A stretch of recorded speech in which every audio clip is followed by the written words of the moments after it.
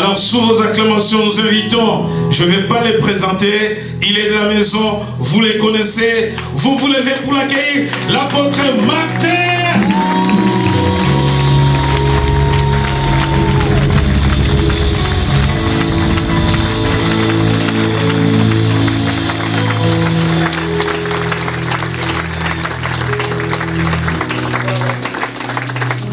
Est-ce que quelqu'un a la joie d'être dans la présence du Seigneur?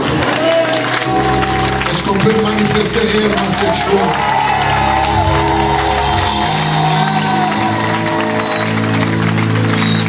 Est-ce que tu penses que tu as suffisamment manifesté la joie d'être dans la présence de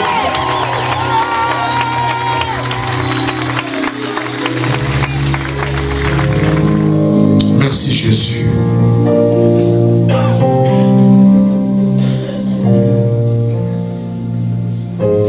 Notre parole soit accompagnée de la démonstration de la puissance de Dieu. Parce que le surnaturel doit être vécu. Merci pour ce matin. Merci pour nos cœurs qui sont disposés devant toi. Fais du bien à nos âmes. Pour ta gloire, dans le nom de Jésus-Christ. Et tous les saints disent Amen. Amen. Amen.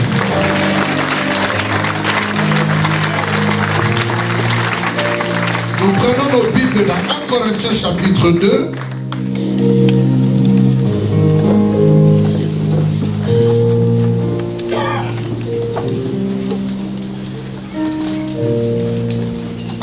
Qu'il me soit permis de demander à mon église ici de faire comme chez nous. Nous allons nous lever pour la lecture de la parole de Dieu. 1 Corinthiens chapitre 2. Avant de lire le verset qui va m'introduire dans le message, j'aimerais lire le verset 4 qui dit: et ma parole et ma prédication n'avaient rien du langage persuasif de la sagesse, mais l'Esprit Saint et la force de Dieu en démontraient la vérité. La parole doit être démontrée par la puissance de Dieu. Et la puissance de Dieu n'est pas seulement le fait de tomber, de crier, mais la puissance de Dieu fait d'abord quelque chose en nous, c'est une transformation. Amen. Et le reste vient après. Amen. L'Écriture dit ceci, le verset 14. Mais l'homme naturel ne reçoit pas les choses de l'Esprit de Dieu. Pourquoi? Car elles sont une folie pour lui. Et il ne peut les connaître parce que c'est par l'Esprit qu'on en juge. Le verset 15. L'homme spirituel, au contraire, juge de tout. Et il n'est lui-même jugé par personne. Pourquoi? Parce qu'il est spirituel. Amen. Dans 1 Corinthiens chapitre 3, le verset 1, la Bible dit: moi-même, mes frères, ce n'est pas, j'ai la version crampon, c'est pourquoi c'est un peu différent. Moi-même, mes frères, ce n'est pas comme à des hommes spirituels que je puis vous parler, mais comme à des hommes charnels, comme à des petits enfants dans le Christ.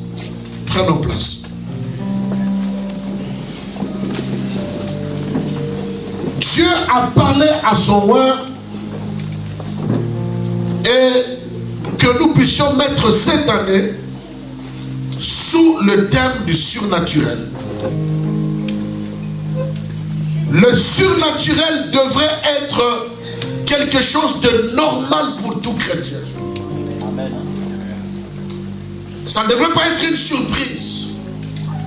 Ça ne devrait pas être quelque chose qui puisse prêter à de mauvaises interprétations ou à des questionnements inutiles, parce qu'en réalité, la vie que nous avons reçue en Christ n'a rien à voir de charnel, mais c'est une vie qui nous introduit dans une dimension du surnaturel. Amen. Et donc, nous sommes surnaturels parce que celui qui nous a créés est surnaturel. Amen.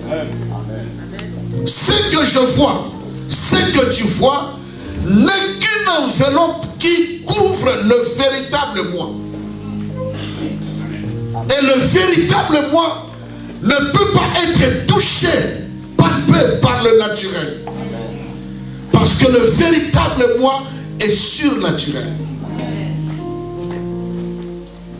Et je bénis beaucoup le Seigneur pour cette vision. Pourquoi? Parce que il faudrait que le peuple de Dieu puisse passer la dimension de vivre la chrétienté sur le plan naturel pour accéder au surnaturel.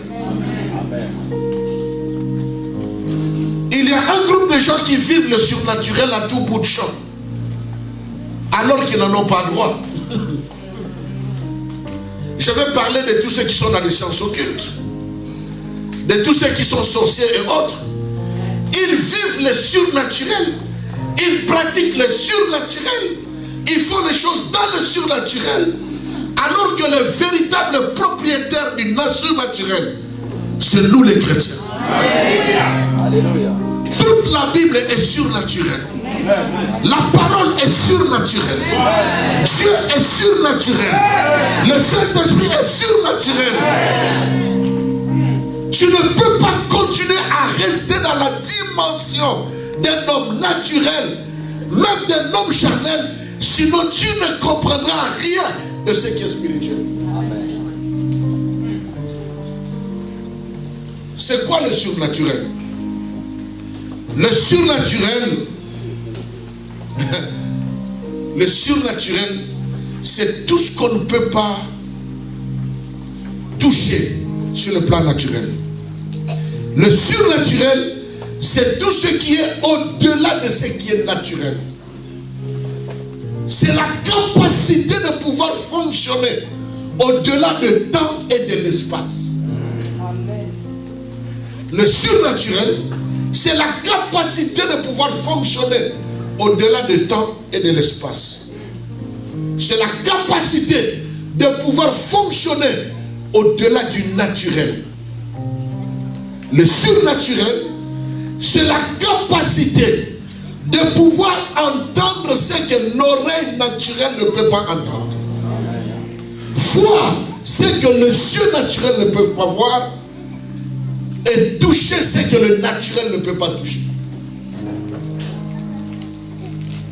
Parfois notre foi elle est vacillante. Pourquoi? Parce qu'elle est reposée sur le naturel. Alors qu'en réalité, Dieu n'a rien à voir avec le naturel. Le naturel n'est que l'expression du surnaturel. Est-ce que je parle à quelqu'un? Il faut que tu me comprennes très bien. Le naturel n'est que l'expression du surnaturel. La Bible dit que le soleil soit, que la lumière soit, et la lumière fut. Avant que la lumière ne se manifeste dans le naturel, Dieu l'a vit dans le surnaturel, elle existait dans le surnaturel, et Dieu prend ce qui est dans le surnaturel, il l'amène, comme nous avons dit, à l'existence. Quelle existence? À l'existence naturelle. Maintenant, l'apôtre Paul dit ceci. L'homme naturel ne peut pas comprendre les choses de l'esprit. Parce qu'elles sont une folie pour lui. Et il va s'adresser encore aux Corinthiens en disant, je n'ai pas pu vous parler comme à des hommes spirituels, mais je vous ai parlé comme à des hommes charnels. Pourquoi? Parce que vous êtes encore incapables de pouvoir transcender le naturel pour entrer dans le surnaturel. Mais il faudrait bien que l'Église puisse atteindre cette dimension. Et cette dimension, c'est l'une des dimensions que nous appelons, dans un autre terme, la gloire. Parce qu'il y a la gloire que nous appelons kabod. C'est une dimension dans la gloire à laquelle nous ne pouvons pas accéder dans le naturel. Amen. Mais il y a ce qu'on appelle la gloire doxa. C'est cette capacité où l'homme, bien que dans le naturel, peut accéder à cela. Amen. Quelqu'un peut dire Amen. Amen. Quelqu'un peut dire Amen. Amen. Tout ce qui est spirituel. Je vais utiliser des mots que les chrétiens ont peur d'utiliser. Mais tout ce qui est mystique, c'est ça le surnaturel. Notre Dieu est mystique. J'ai écrit un livre, La mystique de la filiation spirituelle et sacerdotale. J'ai utilisé le terme mystique volontairement pour choquer certaines personnes. Parce qu'il y a certaines expressions et certains termes qui sont devenus comme si ça n'appartenait qu'à un groupe de gens, alors que ça nous appartient, nous qui sommes en réalité mystiques. Amen. Amen. En réalité, tout chrétien doit être incompris par celui qui n'est pas un chrétien. Est-ce que je peux avancer? Je suis dans l'introduction. En réalité, tout chrétien, à un certain niveau, doit devenir incompris par tous ceux qui sont charnels tout autour de lui. Pourquoi? Parce qu'il va commencer à parler un langage qui dépasse l'entendement humain. Il va commencer à déclarer des choses que le naturel ne comprend pas. Il va commencer à fonctionner dans une dimension que le naturel n'arrive pas à maîtriser. Parce que le surnaturel va au-delà de l'espace et du temps. La Bible dit, créons l'homme à notre image. Mais quel est ce Dieu-là qui nous a créé à son image?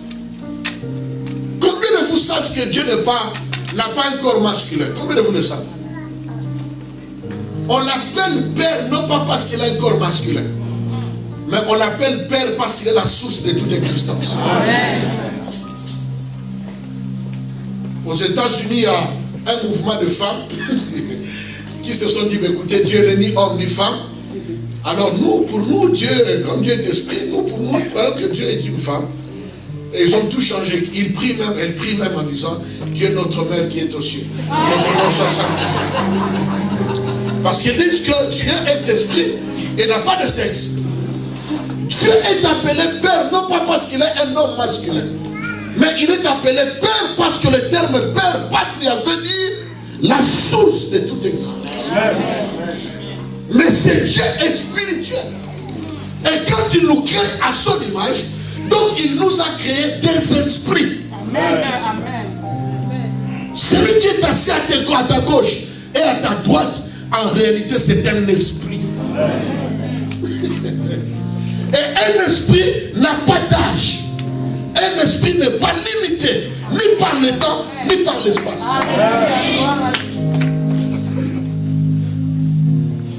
Vous savez, ce domaine du surnaturel, c'est à la fois très dangereux, mais aussi une puissance. Au fait, l'homme a peur de tout ce qu'il ne comprend pas. Et l'homme juge tout ce qu'il ne comprend pas. C'est tout. Vous savez, si quelqu'un meurt, nous allons à la morgue et nous voyons que notre frère est mort. 2 jours après, le samedi, on nous dit qu'à 23h, le frère est revenu en vie. Et le dimanche, il vient au culte. Mais pourquoi vous riez déjà? Le dimanche, il vient au culte. Et on dit, voilà le frère qui était mort hier, il va s'asseoir ici. Vous imaginez la suite? Tout autour ici. On aura des problèmes à voir des gens qui vont s'asseoir ici. Pourquoi? Parce qu'il était mort et il est revenu en vie. C'est-à-dire, il a transcendé le naturel. Il est allé dans un monde que nous ne maîtrisons pas, que nous ne comprenons pas, et il est revenu. Et en étant revenu, nous le regardons dans la chair, mais nous comprenons qu'il devient mystique. Ça devient flou. On ne sait plus ce qu'il voit et ce qu'il ne voit pas. Vous comprenez? On ne sait plus ce qu'il voit et ce qu'il ne voit pas. Nous ne savons pas s'il entend toutes choses telles que nous l'entendons. Il devient mystique. Et il devient surnaturel. Amen. Quelqu'un peut dire Amen. Amen. Même quand on fait la délivrance d'un enfant, on dit qu'il était sorcier, connu par tout le monde que c'est un sorcier. Nous faisons la délivrance, nous en avons fait beaucoup, quelquefois avec le bishop. Et l'enfant est délivré. Mais on vous amène ici un enfant de 8 ans. On le présente, il fait témoignage. Voilà, il était sorcier, j'étais sorcier, j'ai mangé mon oncle, j'ai mangé ne sais pas moi qui. Et à la fin, le dimanche prochain, on le met là. Tu auras du mal à venir t'asseoir à ses côtés. Pourquoi?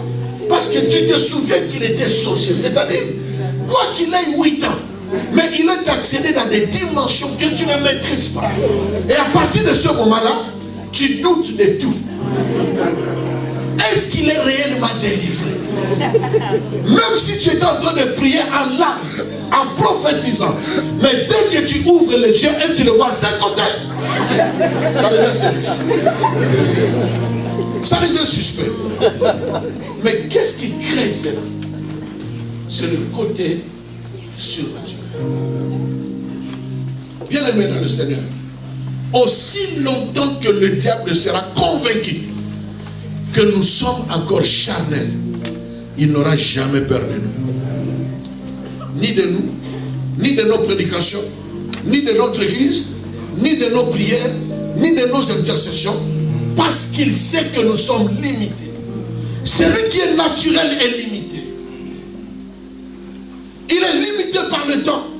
Il est limité par sa compréhension. Il est limité dans l'exercice de sa vie. Il est limité. Et pourtant, j'étais en train de dire que nous sommes en réalité des esprits. Et donc nous sommes mystiques.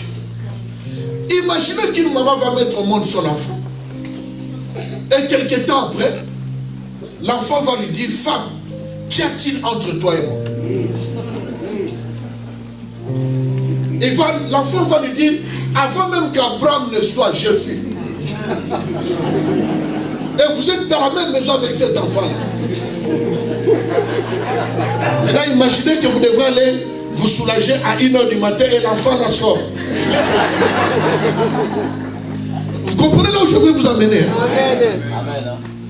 Les réactions que nous avons doivent être les réactions que les autres doivent avoir quand ils nous voient. Parce que, en réalité, nous ne sommes pas naturels. Amen. C'est pourquoi dans mon thème, j'ai dit, développe le surnaturel qui est en toi. Amen. Parce que dès le départ, je vais vous dire, même ceux qui ne croient pas encore en Dieu, ils sont surnaturels. Amen. Pourquoi? Parce que Dieu, dans Genèse chapitre 1, il n'avait pas créé les chrétiens. Il n'avait pas créé les juifs. Il avait créé les humains. Et tous ceux qui sont dehors, même qui ne croient pas, sont des humains. Et curieusement, ceux-là, par leur pratique, ils sont arrivés à développer le surnaturel qui est en eux. Il y en a de ceux-là qui peuvent dompter les lions, les guépards, les léopards, et ils vivent avec eux dans la même maison. Ce n'est pas d'abord le fétiche. Ça, c'est un ordre que Dieu avait donné à l'humain qu'il avait créé. Il dit, tu domineras sur toutes choses.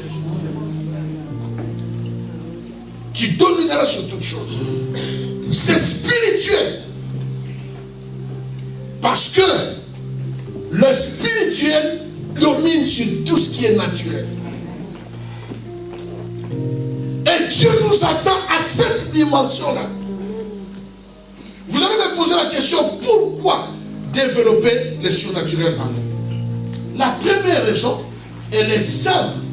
Parce que Dieu, la Bible dit, car Dieu est esprit. Il faut que ceux qui l'adorent en esprit et en vérité. Donc vous comprenez que tu ne peux pas adorer un esprit en te servant de la chair. Si nous voulons être des adorateurs qui adorent réellement le Seigneur, qui est esprit, il faudrait que nous aussi, nous entrons dans le domaine de l'esprit pour que nous puissions adorer l'esprit. Parce que le naturel est incapable de pouvoir adorer l'esprit.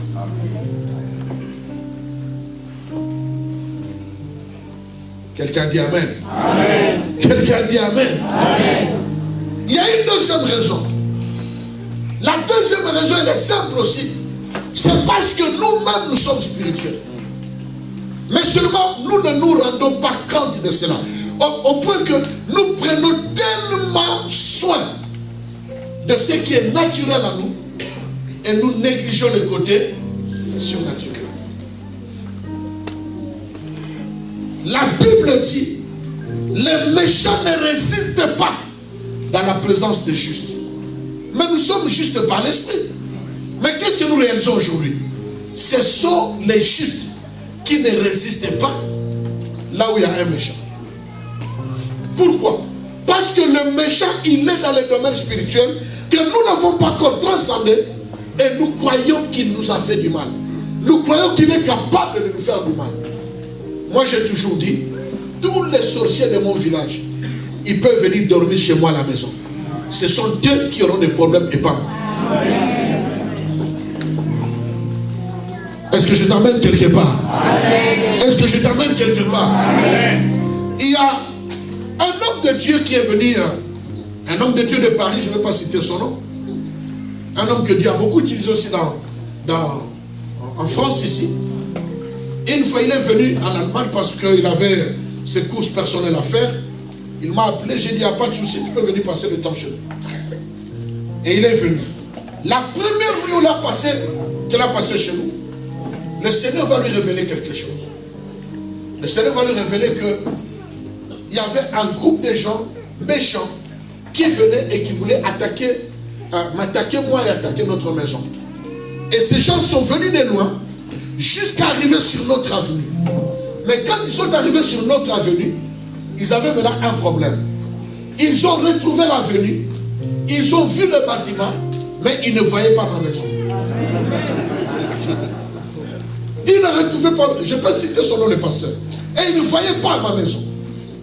Alors ils étaient là en train de se disputer, mais oui, mais c'est ça le bâtiment, mais où est la maison?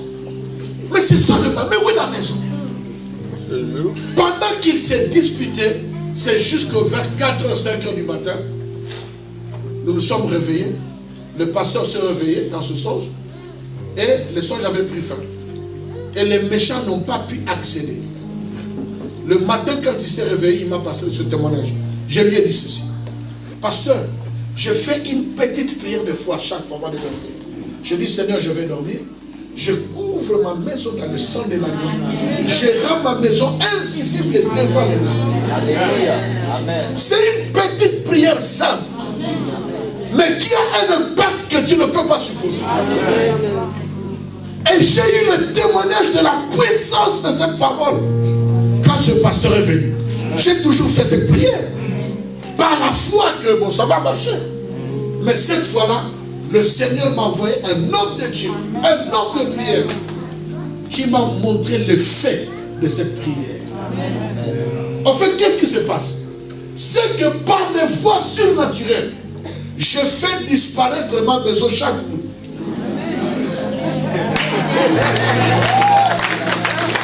Quelqu'un peut dire Amen. Quelqu'un peut dire Amen. Chaque nuit, je fais disparaître ma maison. Amen. Parce que je crois à une dimension au-delà du naturel. Amen. Aujourd'hui, les chrétiens ont besoin du miracle. Mais le miracle est surnaturel. Et quand le miracle est produit, ils sont les premières personnes encore à dire, est-ce que ça vient vraiment de Dieu? Est-ce que ce n'est pas peut-être? Est-ce que ce n'est pas peut-être? Est-ce que ce n'est pas peut-être? Mais le miracle n'est pas naturel. Le miracle est surnaturel. Nous devons comprendre, bien aimé, que nous avons intérêt à développer le surnaturel. Pourquoi? Parce que la Bible confirme dans Ephésiens chapitre 1, verset 3, que toutes nos bénédictions, elles sont spirituelles. Amen.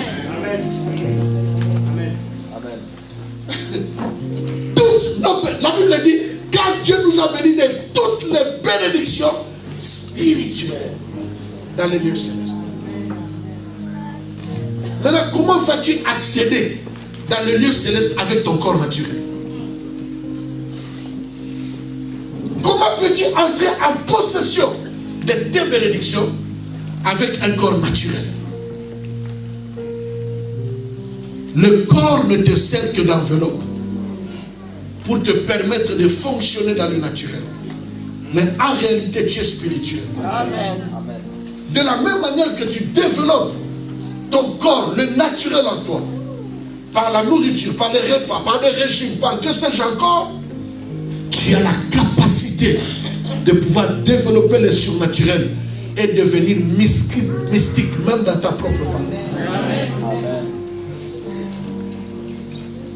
Nous avons intérêt à développer le surnaturel parce qu'en tant que combat, en tant que chrétien, tous nos combats, je dis bien, tous nos combats sont surnaturels. Ephésiens 6. Et je suis au Jubilé. Jubilé, c'est une maison de combat et de puissance. Amen. Il y a des combats de victoire que vous n'obtiendrez jamais si vous n'atteignez pas une certaine dimension du surnaturel. Laissez-moi vous donner un exemple dans Daniel chapitre 9 et 10. C'est un texte très prophétique, mais je ramène ça au parvis. Dieu, Daniel va prier pour comprendre qu'est-ce qui s'est passé sur sa vie et sur son peuple. Alors il entre dans la prière. Et quand il va prier, Dieu, Daniel 9 et 10, Dieu va libérer la prière. Il écoute la prière de Daniel et Dieu libère la bénédiction. Maintenant, pendant que la bénédiction venait, la Bible dit clairement, c'est Gabriel qui venait avec la bénédiction. Maintenant, qu'est-ce qui se passe? La Bible dit que le roi de Perse est allé intercepter Gabriel pour empêcher Gabriel d'amener la bénédiction vers Daniel. Maintenant, pendant que tout cela se passe, Daniel n'est informé de rien. Il y a eu le combat tel qu'il a eu. La Bible nous dit ceci. Le combat était tellement rude que Dieu a dépêché maintenant l'archange Michael. Il dit, Michael va intervenir. Vous voyez les choses qui se passent dans le monde spirituel. Pendant que l'homme de Dieu a libéré une bénédiction pour toi, une parole de bénédiction, pendant que tu as prié, Dieu a libéré la bénédiction. Mais dans le monde spirituel, dans le monde surnaturel, dans le monde mystique, il y a un combat qui se passe dont tu es ignorant.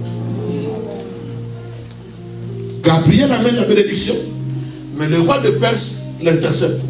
Il bloque la bénédiction. Le combat est tellement rude que Dieu dit, bon, Michael maintenant descend.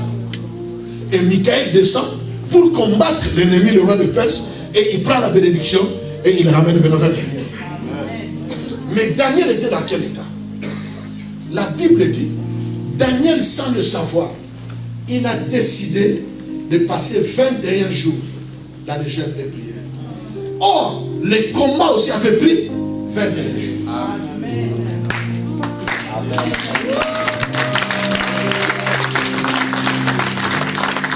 C'est-à-dire, pendant ce temps-là, Daniel s'est détaché du monde naturel pour entrer dans la dimension spirituelle. Parce que la victoire de l'ennemi ne pouvait être que si Daniel était dans la chair. Parce qu'il allait dire, mais voici Daniel, il n'est pas venu au culte aujourd'hui. Mais voici Daniel, il devrait être à l'intercession, il n'est pas venu. Mais voici Daniel, il avait dit qu'il va jeûner de 6h du matin à 20h. Mais à 18h, il a déjà mangé. Et ça redonne la bénédiction. Ça donne l'avantage à l'ennemi. Mais quand tu te détaches du naturel, tu entres dans le surnaturel. Le surnaturel ne mange pas. Le surnaturel n'a pas faim. Le surnaturel n'a pas soif. Il est resté pendant 21 jours sans savoir que le combat a pris 21 jours. Quand il disait Amen, sa bénédiction est tombée. Dis à quelqu'un, ce sont des choses surnaturelles. Dis encore à quelqu'un, ce sont des choses surnaturelles. Celui qui est surnaturel, tel que nous l'avons lu, il voit les choses autrement. Il juge les choses autrement. Il comprend les choses autrement. Moi, j'ai une prière, je crois l'avoir déjà dit ici. Je l'ai dit encore, je continuerai à le dire. Je ne suis pas encore satisfait avec mon niveau spirituel aussi longtemps que Dieu ne m'a pas encore déplacé spirituellement. Je vous l'ai dit sérieusement. Parce que ça m'énerve d'apprendre les choses que le sorcier a quitté Moujimaï et puis il est venu déranger quelqu'un à Evry. Il a quitté Mbandaka. Il est allé déranger quelqu'un aux États-Unis. Ça m'énerve ça. Et pourtant ma Bible me dit que Philippe est allé annoncer l'évangile. Et Dieu l'a déplacé. Pourquoi devons-nous toujours prendre le visa, payer l'avion? Est-ce que ce n'est pas possible que dès que je finis mon culte ici, je disparais ici et j'apparais à la maison? Est-ce que quelqu'un peut dire Amen? Dis à ton voisin, c'est possible. Dis à ton voisin, c'est possible. Souvenez-vous, le diable n'a rien créé. Il ne fait que la contrefaçon. Donc toutes ces choses, c'est notre Dieu qui l'a créé. Il y a tellement de choses surnaturelles dans la Bible. Pourquoi nous ne les vivons pas? Ma Bible me dit, il n'y avait plus de pluie et il fallait qu'il pleuve. Élie a prié. Amen. Quand il a fini de prier, il a vu quelque chose qui venait comme une pomme de main. Il a dit à Akab, monte sur les chars et cours vite à Gisèle. Akab a pris, le roi Akab, il a pris le char, il a couru vers Gisèle, il a laissé Élie. Mais la Bible va dire ceci. Avant que la pluie ne tombe, qui a déjà lu les aventures de Lucky Luke? On appelle l'homme qui tire plus vite que son ombre. Donc il a tiré, il a tué, et son ombre vient après. Je ne sais pas d'où est-ce que cet homme a eu une telle imagination. Mais moi j'ai vu ça dans la Bible. Il envoie quelqu'un partir, il est resté. Mais quand Élie arrive à la porte de Gisèle, il trouve que Akab arrive, il trouve que Élie était déjà. Quelqu'un peut dire Amen. Quelqu'un peut dire Amen. C'est le surnaturel. Élisée meurt. On vient déposer quelqu'un qui est aussi mort, pas des bandits. On vient déposer son corps là où il y avait les ossements d'Élisée. Ça touche les ossements, paf! La personne revient en vie. Il revient en vie. Amen. Sans repentance, sans jeûne, sans prière, sans position des mains, ni des genoux, ni du ventre. Il y a quelqu'un sur le surnaturel. Est-ce que je parle à quelqu'un? Je n'ai pas encore été dans une église, même pas dans la mienne, où nous avons vécu la gloire de Dieu dans les temps. Nous vivons les manifestations de la bonté de Dieu, les manifestations d'une portion de de la présence de Dieu. Mais la gloire de Dieu, nous ne l'avons pas encore vécue. Parce que nous ne croyons pas. La Bible dit il faut que celui qui s'approche de Dieu croit que Dieu existe et qu'il est le rémunérateur de ceux qui le cherchent. La foi est la main invisible que Dieu t'a donnée pour capter et accéder à des choses immonamables, invisibles.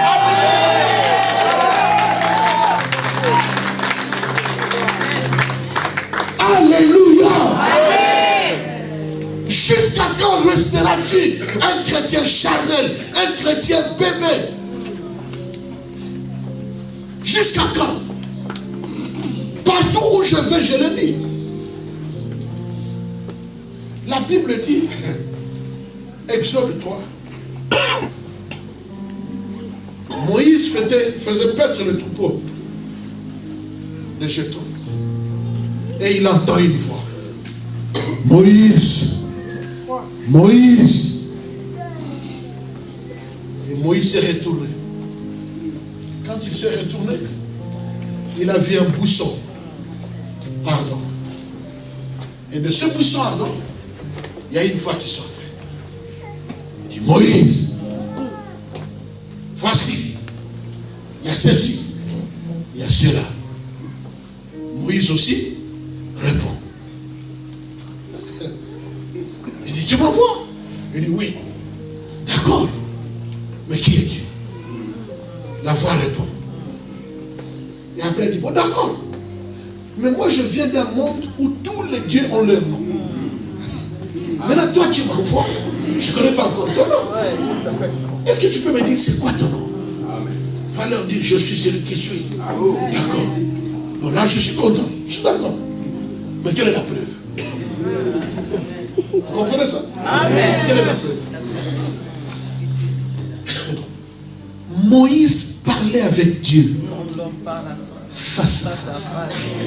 Moïse parle, lui répond. Il répond, Moïse parle. Et ainsi de suite. Avec un être qui ne voit pas.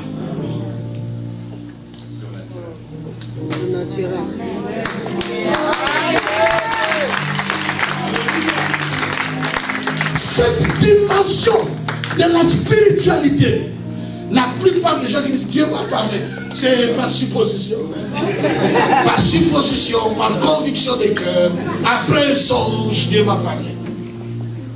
Mais Dieu m'a parlé où tu étais quelque part, il y a une voix qui sort, toi aussi tu réponds, une voix qui sort, et toi aussi tu réponds.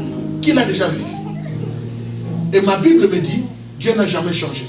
Il est le même hier, aujourd'hui et éternellement. Ce qu'il a fait avec eux, il y a encore de plus fortes raisons qu'il le fasse pour nous. Pourquoi?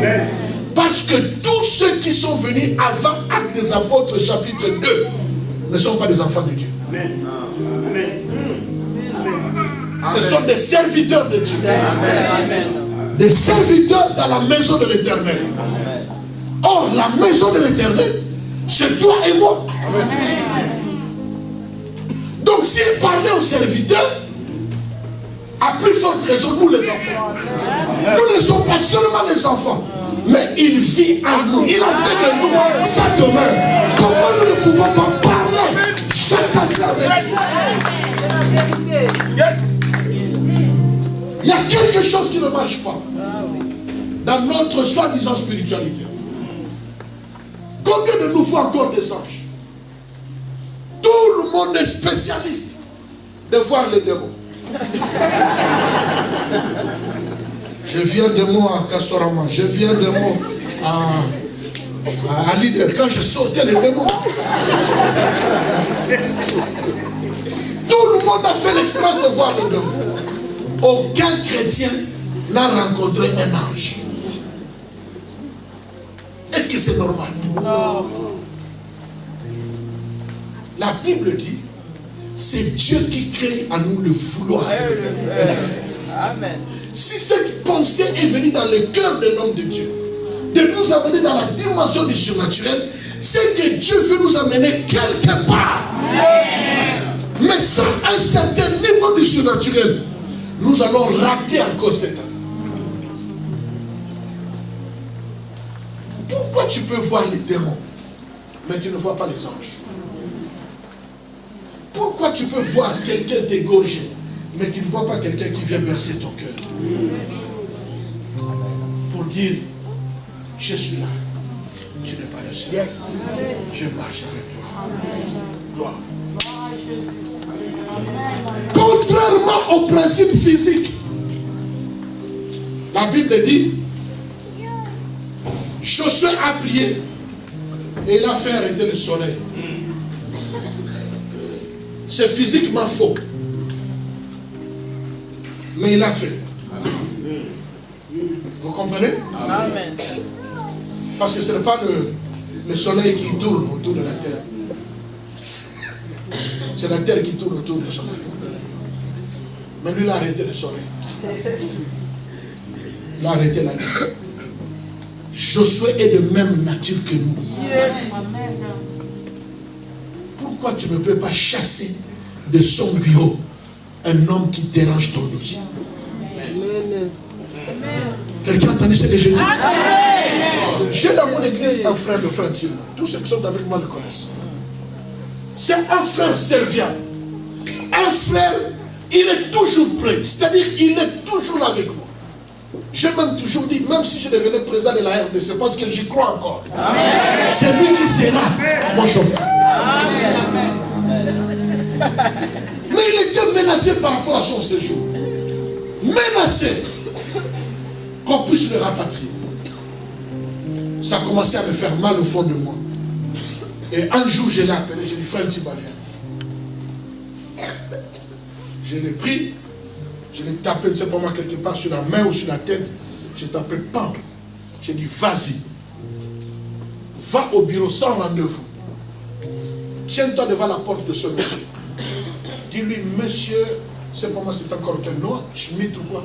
J'ai dit, monsieur Schmitt, à partir d'aujourd'hui, je te déplace de ce bureau jusqu'à ce que mon dossier sera résolu. Et je mets dans ce bureau celui qui sera conforme, favorable à mon dossier. Au nom de Jésus, amen. J'ai entendu frère Timon, il a dit oui. J'ai dit, ne dis pas autre chose, dis tel que je l'ai dit. Il a dit, apôtre, je le ferai tel que tu l'as dit. Je suis fatigué. Je suis rentré, il est parti dans sa ville. Le lendemain matin, il est parti. Il arrive là en cachette. Il dit, monsieur Schmitt, tel que l'apôtre avait dit, à partir d'aujourd'hui, je te déplace de ce bureau et je mets une autre personne qui est favorable à mon dossier jusqu'à ce que j'aurai mon dossier. Toi, tu peux rentrer dans ton bureau. Il est parti. Maintenant, lui-même s'est dit, il commence à dire, mais c'était quand même ridicule. Eh bien, les choses spirituelles sont ridicules. Est-ce que vous pensez que quand vous parlez en langue, vous pensez que c'est normal? C'est ridicule. Quand vous voyez ce que tout le monde ne voit pas, c'est ridicule. Mais dans le bon sens. Est-ce que tu peux taper la main d'une personne? Nous sommes dans le surnaturel. My God.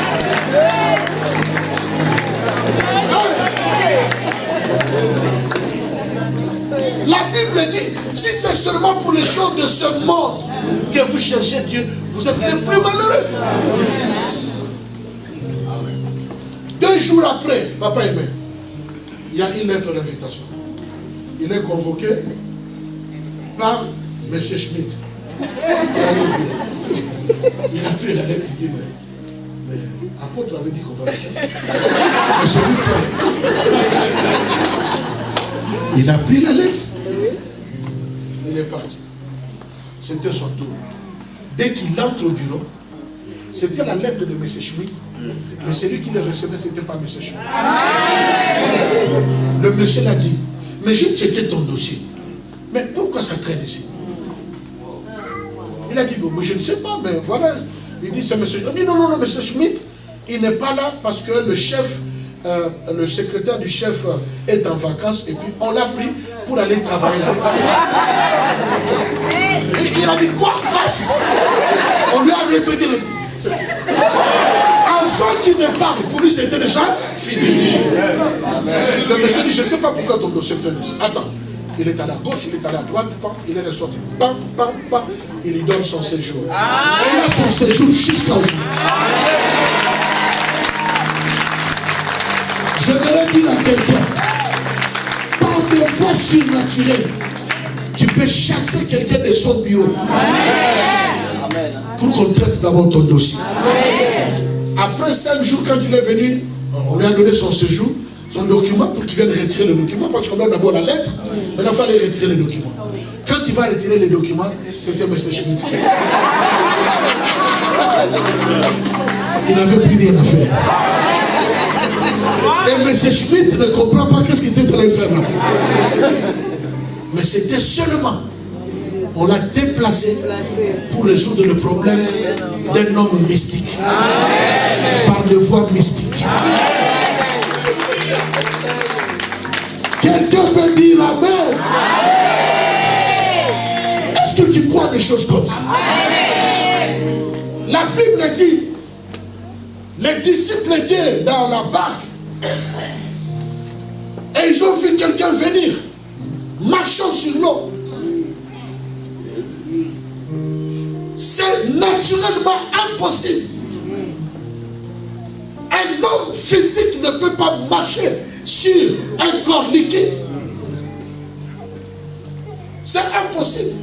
Il faut des procédés surnaturels pour que le naturel à moi entre dans le spirituel et marche sur le naturel. Ils ont dit c'est un fantôme. Pourquoi ils ont crié un fantôme? Parce qu'ils savent que le fantôme est spirituel et surnaturel. Alors les fantômes peuvent faire des choses comme ça. Mais nous sommes plus que des fantômes. Quelqu'un peut dire Amen? Il dit non, ce n'est pas un fantôme, c'est moi Jésus. Pierre dit c'est toi Jésus. D'accord. Si c'est toi, ordonne que je marche. Et Jésus a dit Pierre, marche. Au fait, qu'est-ce que Jésus a fait? Jésus a pris la parole surnaturelle. Il a plongé sur l'eau naturelle. Pour permettre à Pierre d'accéder dans la dimension surnaturelle. Et finalement, Pierre n'a pas marché sur l'eau. Mais il a marché sur la parole. Parce que Pierre, en tant qu'homme, ne pouvait pas marcher sur l'eau. Mais il est passé du corps naturel au corps spirituel sans qu'il le sache. Et il a marché sur la parole qui est aussi le roc. On lui a glissé un tapis surnaturel. Et il a commencé à marcher sur la parole et lui pensait qu'il marchait sur l'eau. Et à un certain moment, quand il a entendu les bruits, c'est ça le problème. Il avait entendu la voix du Seigneur, il a marché sur l'eau. Mais après, il entend la voix des vagues. Quand il s'est retourné, le fait de se retourner, il est redevenu automatiquement naturel. C'est-à-dire quoi? Il a pris conscience. Mais non, moi je ne peux pas marcher sur l'eau. Le surnaturel t'amène dans la dimension où la conscience ne marche pas, devient stérile. C'est pourquoi la Bible dit que la foi est une ferme assurance des choses qu'on espère. On ne s'arrête pas là, mais une démonstration de celles qu'on ne voit pas. Tu espères dans l'esprit, tu démontres dans le naturel. Amen. Tu n'as pas encore l'enfant, mais parce que la parole de Dieu a proclamé, amen, tu viens avec une poussette ici. Mais la foi est une folie. Tu viens avec la poussette tous les dimanches avec ta poussette. On met les poussettes où là-bas. Quand tu sors de la poussette, tu sors ta Bible. À la fin du culte, tu rentres. Tu prends ta Bible, tu mets dans la poussette. Et tu prends ta poussette. C'est ce qu'on appelle la démonstration de zèle qu'on ne voit. Quand on était aux affermissements au campus Auguste, on nous a donné l'exemple d'un bien-aimé qui devrait aller faire un programme très important. Et juste quand il voulait sortir, la pluie menaçait. Et tellement que la pluie menaçait, il a exercé sa foi. Il est sorti, il a dit, pluie, je pars. Au nom de Jésus, arrête-toi parce que j'ai des choses à faire. Et tu ne peux pleuvoir que après mon retour. Amen. Amen. Il rentre dans la maison, il prend le parapluie et il sort. Vous avez compris ça? Il a effacé lui-même, non pas l'acte qui nous condamnait, mais il a effacé lui-même sa propre prière. Il a dit, Seigneur, j'ai prié, mais on ne sait jamais.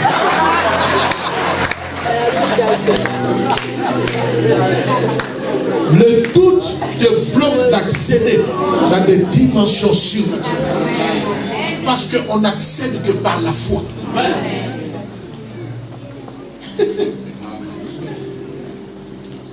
Amen, amen. J'ai prié, Dieu est capable, mais on ne sait jamais. La Bible dit, sans la foi, il est impossible de lui être agréable. Tu ne peux pas plaire à Dieu si tu n'as pas la foi. Parce que la foi met Dieu contre le mur. On a proclamé ici, tout le monde sait que tu as fait 15 ans dans le foyer, tu n'as pas d'enfant. Une parole est sortie à laquelle tu as cru. Et à partir de dimanche prochain, tu viens avec ta poussière. Il faut avoir la foi. Amen. Une foi qui brise la honte. Amen. Une foi qui n'entend plus les railleries des gens. Amen. Une foi qui voit ce que les autres ne voient pas. Amen. Tout le monde regarde dans ta poussière, il n'y a pas d'enfant. Mais quand toi tu regardes dans ta poussière, tu vois 2 enfants. My God! Parce que sans cette foi, tu ne peux pas plaire à Dieu. Impossible. 2 dernières choses. Il y a une différence entre la voix et la parole. Il y a une grande différence entre la voix et la parole. La même parole peut être prononcée par 10 personnes, mais ce qui va faire la différence, c'est la voix. Beaucoup de gens entendent la parole de Dieu, mais n'arrivent pas à discerner la voix de Dieu. Je te replonge dans les Écritures. Dieu dit, il parle à Abraham. Il dit, offre-moi ton fils sur la montagne que je vais t'indiquer. Abraham a écouté Dieu. Il était convaincu que c'est Dieu qui a parlé. Abraham a pris son fils en jonglant sa femme. Les serviteurs ont posé la question. Il a jonglé les serviteurs. L'enfant posait la question. Il a dit, Dieu pour voir appétit. Parce qu'il était sûr. J'ai écouté Dieu. Si je dis à ma femme avec son cœur de mère, ça va changer. Si on dit au serviteur, ils vont me prendre pour un sorcier. Si je dis à mon fils, quoi, se poser, mais quel père? Alors je ne dis à personne. Il prend l'enfant, il monte sur la montagne indiquée. Arrivé là-bas, il prépare le bois, il prépare toutes choses. Alors la Bible dit qu'il va prendre l'épée ou la machette. Juste au moment où il voulait frapper sur l'enfant, il y a encore une parole qui sort. Abraham! Ne tue pas. Maintenant, qu'est-ce qui a sauvé Abraham? Est-ce la parole ou la voix? La voix, yes. La voix. Parce que la Bible appelle le diable l'ange des lumières. C'est-à-dire le diable peut copier toutes choses. les langues, les prophéties, les miracles, le diable copie tout ça.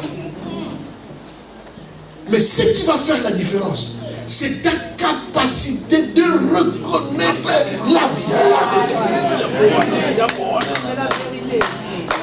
Pour que tu saches que ici, c'est la même personne. Celui qui m'avait dit de partir, c'est lui qui m'a dit d'arrêter. Parce que c'était deux paroles contradictoires. Si Abraham ne connaissait pas la voix de Dieu, il allait tuer son fils. Parce que c'était un homme tellement obéissant. Mais tu ne peux pas connaître la voix de ton Dieu si tu n'entres pas dans l'intimité avec cet homme. Les chrétiens, nous avons un problème avec l'intimité avec Dieu. L'intimité a à voir avec la profondeur.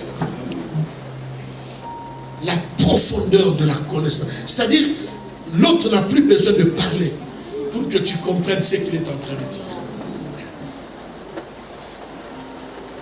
La profondeur dans la relation.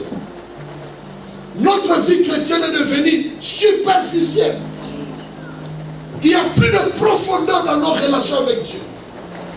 La Bible dit qu'Abraham était l'ami de Dieu, au point que Dieu était devenu incapable de lui cacher des choses. Il dit, je vais détruire son homme et Gomorrhe, mais je ne peux pas cacher ça à Abraham, parce que c'est mon ami. Pourquoi? Parce qu'il y avait une profondeur dans la relation entre Abraham et son Dieu. L'intimité exige des moments privés, personnels, qu'on prend avec le Seigneur. L'intimité exige le moment de retrait. On se retrait de tout le monde, on se retire de tout le monde pour passer 1 heure, 2 heures, 3 heures du temps. On nous enseigne au campus où Christ le culte personnel. Amen. Ça n'existe plus. On a trop à faire. On est trop occupé. Sauf avec celui qui nous a créés. Il n'y a plus d'intimité. Il n'y a plus de profondeur. Parfois même dans les couples, il n'y a plus de profondeur. L'homme peut regarder sa femme pour dire que non, ne fais pas ça. Et puis la femme dit, oh, t'es la mamie. Tu me regardes.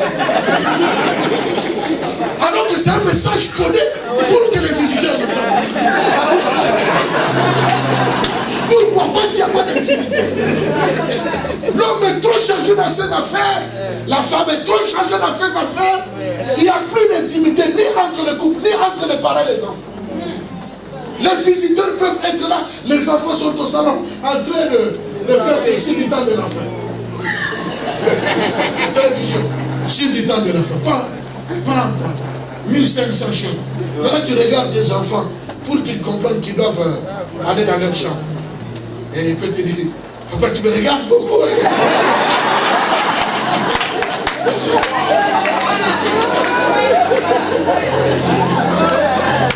Papa, pourquoi tu me regardes comme ça? Mais nous, quand on grandissait, avec le même sourire, le même regard, je comprenais que ma mère est d'accord ou ma mère n'est pas d'accord.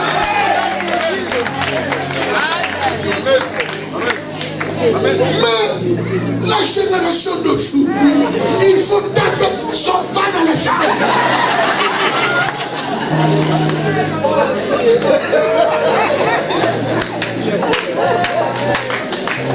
Quelle est la dimension de l'intimité que j'ai?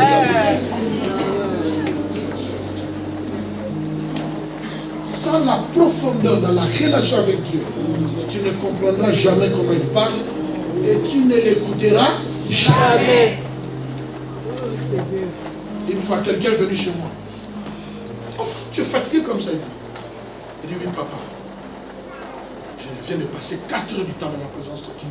Je dis, waouh. Ça c'est super ça, 4 heures du temps. Oui papa, c'était depuis 10 heures.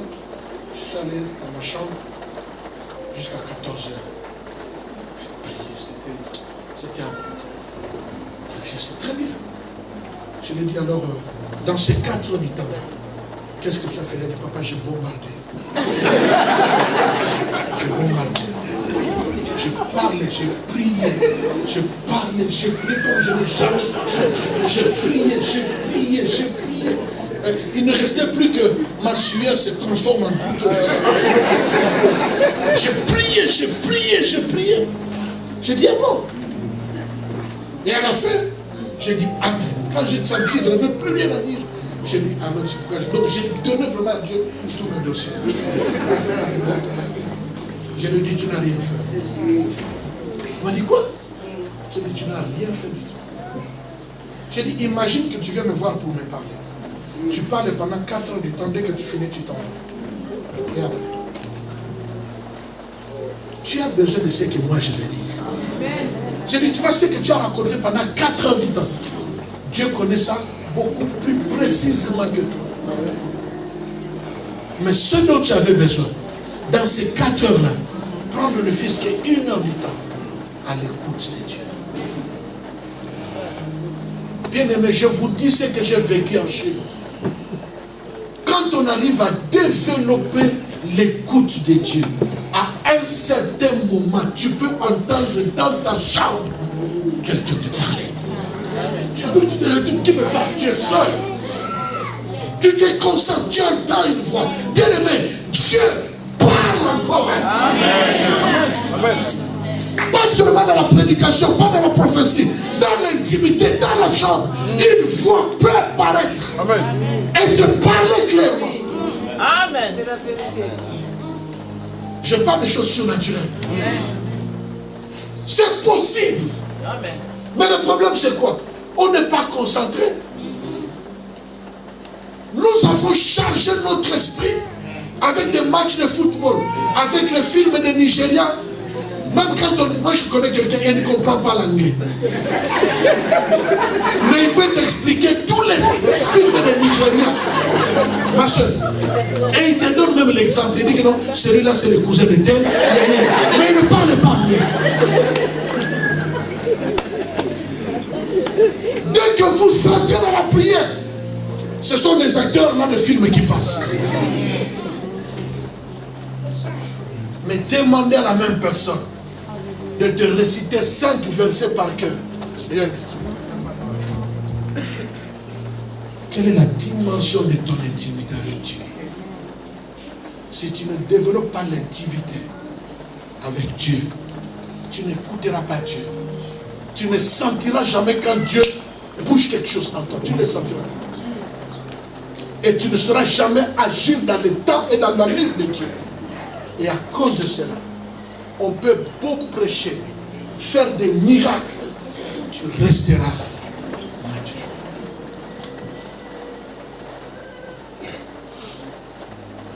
Développe l'intimité avec Dieu.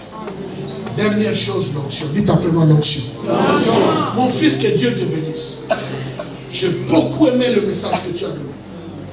J'ai dit, hé, Fabrice, tu parles déjà des choses comme ça. En plus, c'est ça mon autorisation.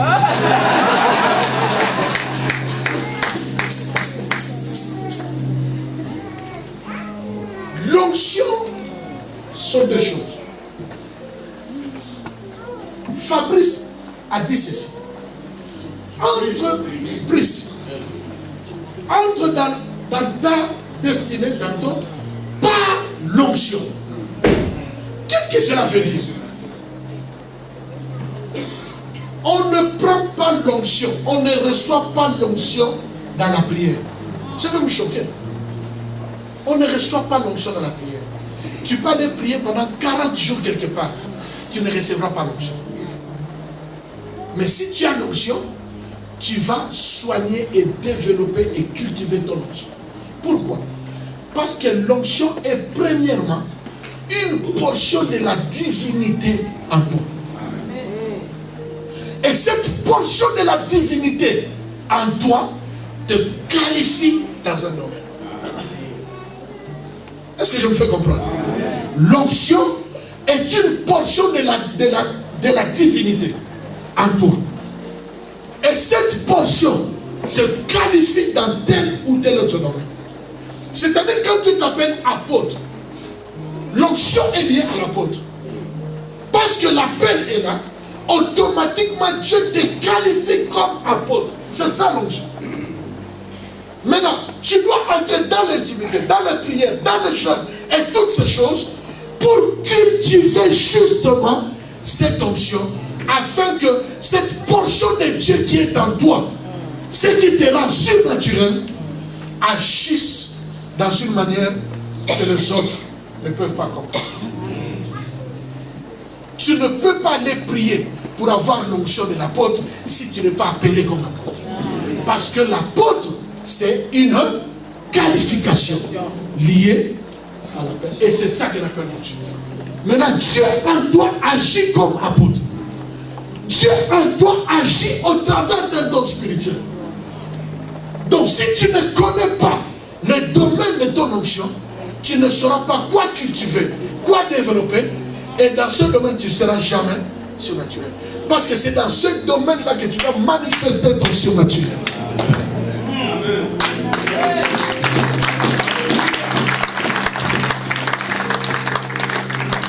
Est-ce que quelqu'un m'a compris? Est-ce que quelqu'un m'a compris? Si tu as compris ce point, rajoutez à tout ce que mon fils avait dit, c'est fini. C'est fini. Tu ne seras plus un apôtre comme tous les autres apôtres. Tu ne seras plus un pasteur comme tous les autres pasteurs. Tu ne seras plus un intercesseur comme tous les autres intercesseurs. Tu ne seras plus un adorateur comme tous les autres adorateurs. Tu ne seras plus un président du culte comme tout autre président du culte. Parce que le surnaturel en toi va se servir de toi en tant que président du culte, au point que le prédicateur peut se poser la question, est-ce qu'on a encore besoin de prêcher? Parce que le surnaturel en toi va affecter, influencer les gens dans la salle, que tout le monde qui est disposé va entrer dans le surnaturel. Et les miracles vont se produire. Je termine en disant, une autre preuve que le surnaturel, nous en avons besoin. Jamais besoin. La Bible dit, quand Moïse est entré dans la tente d'assignation, il est entré dans la présence de Dieu. Dans son corps physique, il est entré dans une présence surnaturelle. La Bible dit, quand il est sorti, même sa femme n'arrivait plus à le regarder en face. Pourquoi? Parce que le visage de Moïse, la Bible dit briller. Mais au-delà de cela, c'est que Moïse était devenu toute autre personne que le mari de Séphora.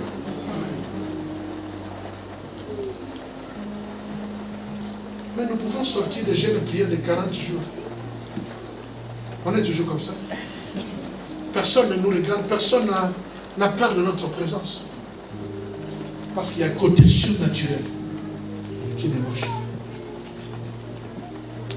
Nous ne pouvons pas venir dans la présence de Dieu et sortir et rester le même. Ce n'est pas la faute du prédicateur. Ce n'est pas la faute de notre adoration. Le problème, c'est toi. Comment est-ce que tu fais? Avec quelle attente? Ce que tu ne désires pas, tu ne l'auras jamais. C'est ma dernière phrase.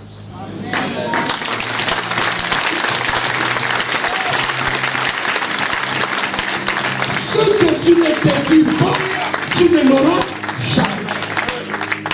C'est pourquoi la Bible dit que celui qui a soif, qu'il vienne. Il dit, que veux-tu que je fasse pour toi? Je vais être guéri. Prends. Ce que tu ne désires pas, tu n'auras jamais. Si tu ne désires pas le surnaturel, tu ne vivras jamais le surnaturel. Vous voyez tout ce que je vous ai décrit ici? Gloire à Dieu.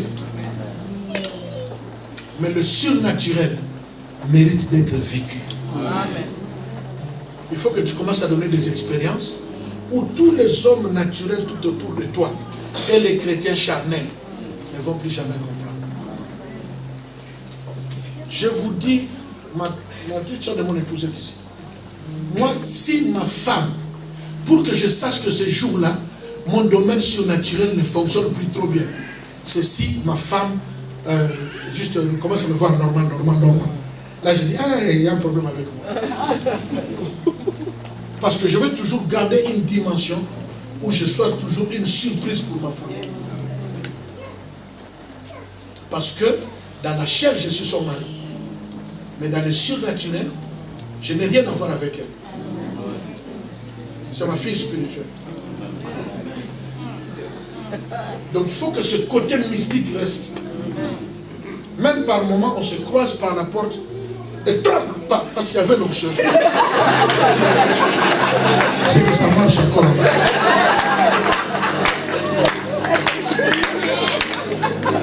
Si elle fait toute la semaine, elle m'appelle que chérie. Il y a quelque chose qui marche. Il faut qu'elle m'appelle chérie. Mais par moment, elle dit, apôtre. C'est qu'elle a vu quelque chose, elle a senti quelque chose. Ou il dit, ça, ce n'est pas chérie. Ça, c'est l'apôtre. Mais si l'apôtre devient chérie du 1er janvier au 31 décembre, nous pouvons nous lever dans la présence de Dieu.